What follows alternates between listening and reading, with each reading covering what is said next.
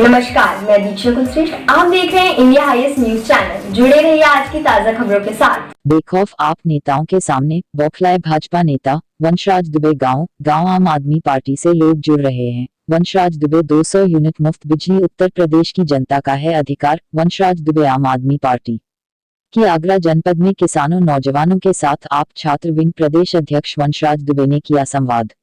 बैठक को संबोधित करते हुए कहा कि हाल उत्तर प्रदेश में आजादी के बाद से जो लगातार प्रदेशवासी दुश्वारियां का सामना कर रहे हैं, आगरा जनपद का नौजवान नौकरी की तलाश में दर दर भटक रहा है। नौजवान नौकरी के लिए, बुजुर्ग पेंशन के लिए चक्कर काटते हैं।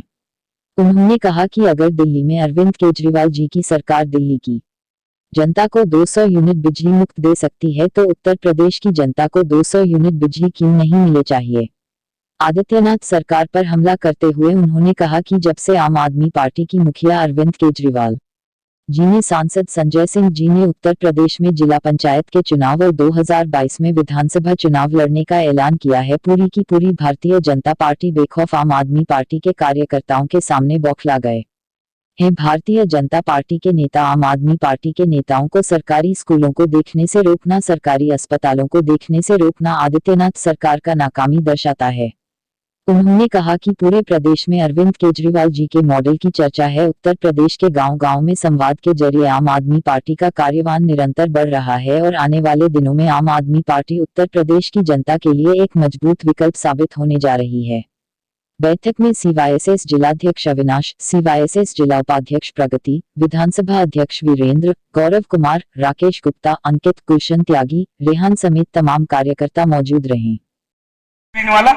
सबके घर में होता है, एंड्रॉइड फोन होता है, तो हमको वहां से क्या कर दिया जाता है, स्कूल से एक लिंक दे दिया जाता है कि हम अपने मोबाइल को खोल के ये बात देख सकते हैं कि हमारा बच्चा क्लास में क्या कर रहा है, टीचर उसको पढ़ा रहा कि नहीं पढ़ा रहा। जैसे अभी क्या होता है कि कोई अगर बाहर का जांच करने वाला अधिकारी आता है सरकारी स्कूलों का, तो सारे अध्यापक बहुत सतर्क हो जाते हैं, बच्चे को पढ़ाने लगते हैं, हाँ ये पढ़ो वो पढ़ो वो पढ़ो। लेकिन क्या होता है कि वहां की सरकार ने, अरविंद केजरीवाल की सरकार ने मोबाइल पे ये व्यवस्था दे रखी है कि आप अपने घर पे देख लो कि सरकारी स्कूल में आपका बच्चा पढ़ रहा है कि खेल रहा है, क्लास में है कि नहीं है, टीचर है कि नहीं है। दूसरी चीज, अगर 8 बजे स्कूल पहुंच रहा है तो वो बच्चा पहुंचते ही अपना अंगूठा लगाता है, एक डिवाइस होती है उस पर अंगूठा लगाता है, उसका सिग्नेचर हो जाता है एक तरीके से कि वो स्कूल के अंदर आ चुका है। मान लीजिए 8 से 8:30 का समय था और 8:30 तक नहीं आ पाया, तो तुरंत आपको फोन आएगा। अगर आपने हिंदी में सिलेक्ट किया है तो हिंदी में, इंग्लिश में सिलेक्ट किया है तो इंग्लिश में, आपको फोन आएगा कि आपका बच्चा आज स्कूल नहीं आया क्या।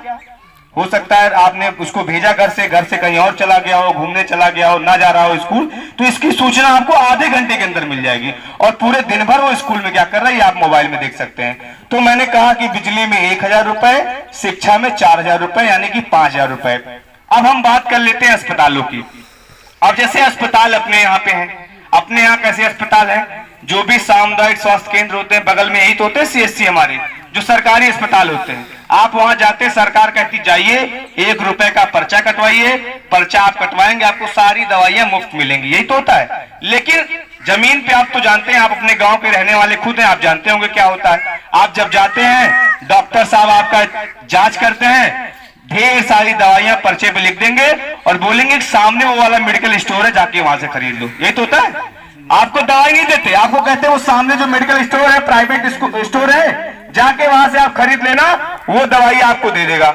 यही तो करते हैं ना। क्यों करते हैं वो लिख के? क्योंकि अगर 1000, 1200, 1500 की दवाइयां लिखेंगे तो उसमें 200-400 रुपए का कमीशन होता है। डॉक्टर साहब की राइटिंग वो मेडिकल स्टोर वाला समझ जाता है कि फला डॉक्टर ने भेजा और शाम को साग सब्जी भर का उनको दे देगा कि लेके जाओ अपना एंजॉय करो आप भी। यानी 1500 की दवाई आप लेके आए और कमीशन किसको गया? सरकारी डॉक्टर को।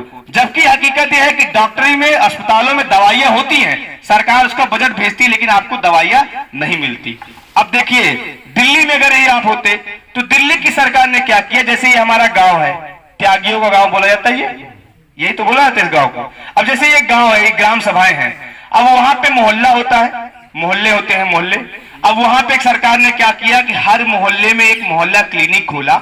जितना बड़ा ये जगह हम लोग का छोटा बड़ा है, इस जगह में, ऐसी जगहों में सरकार ने वहां पे मोहल्ला क्लिनिक खोला। यानी अगर हमारी सरकार यहाँ होती अरविंद केजरीवाल की, तो ग्राम क्लिनिक खोलती, एक तरीके ग्राम सभा क्लिनिक खोलती।